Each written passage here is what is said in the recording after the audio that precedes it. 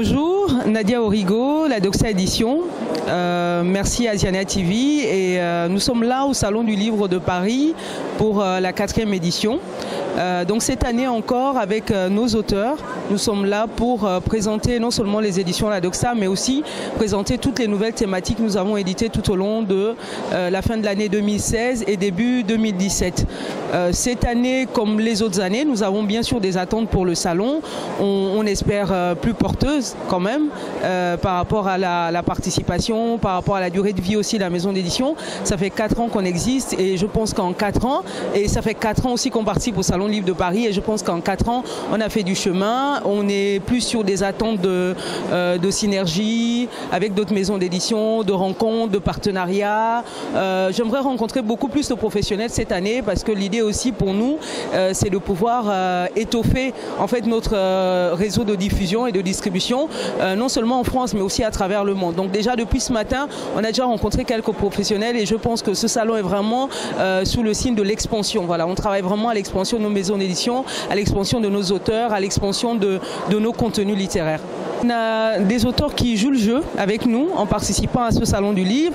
On a Destinée Boga qui est arrivée de Libreville hier matin et elle est là sur le salon pour la première participation. Elle présente sa deuxième œuvre publiée à la Doxa Édition qui est Une âme aux enchères. Donc elle est là cet après-midi, elle dédicace son livre. On a aussi Peter Stéphane Assal qui est un de nos premiers auteurs à la Doxa Édition, donc avec l'incontournable Ma mère se cachait pour pleurer que plusieurs lecteurs connaissent déjà, mais aussi avec une œuvre collective qui vient de paraître qui est intitulée Bonheur, il faut qu'on parle. Donc Bonheur, il faut qu'on parle, c'est vraiment le livre pour lequel il est présent sur le salon en dédicace.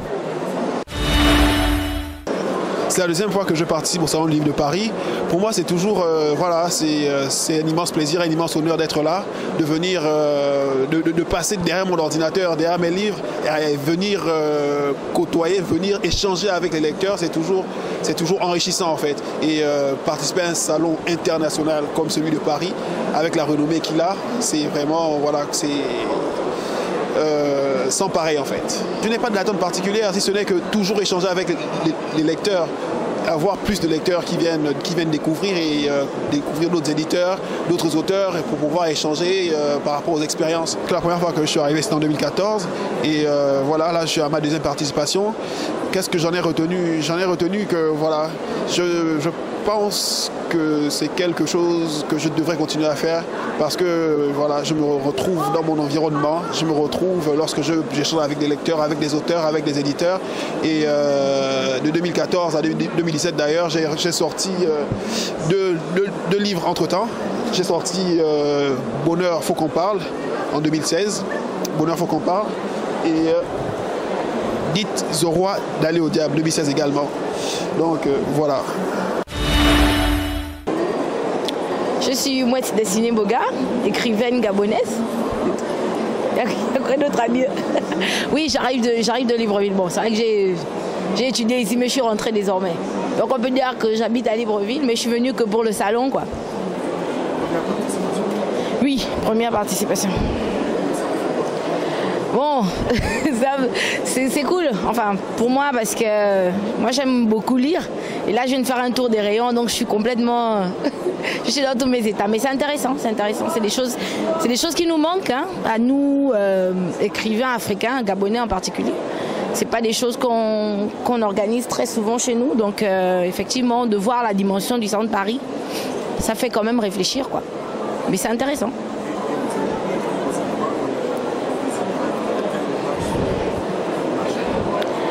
Bah, au total, j'en ai 5 depuis que j'ai commencé à écrire. Mais bon, là, présentement, avec la Doxa Édition, j'ai 2 publications individuelles et 2 autres dans le cadre d'un collectif. Donc, pour les œuvres collectives, on a par exemple Entre nous, avec des écrivaines gabonaises comme Edna Mere Apinda, Myril Nadia Eteno ou encore Audrey Gondon, écrivain.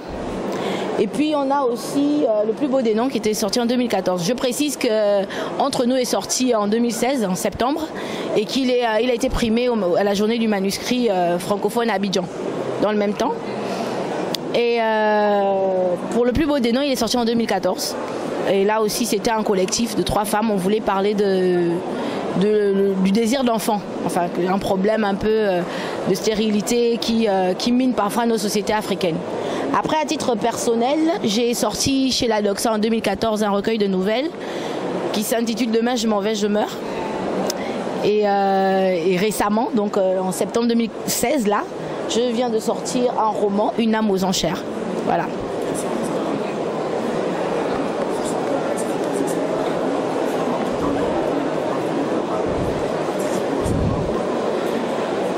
Je n'ai pas d'abord d'attente particulière, c'était d'abord de venir m'imprégner de la chose parce que j'entends souvent parler du Salon du livre de Paris, mais je pense que lorsqu'on est écrivain, c'est toujours intéressant de venir à ce genre de... Et en plus, c'est l'un des plus grands. Donc, venir à la Grande Librairie de France quand même, pour un écrivain francophone, je crois que c'est comme aller à la Mecque pour un musulman. Hein. Donc, c'est un pèlerinage. Il fallait que je vienne, que je vois comment ça se passe.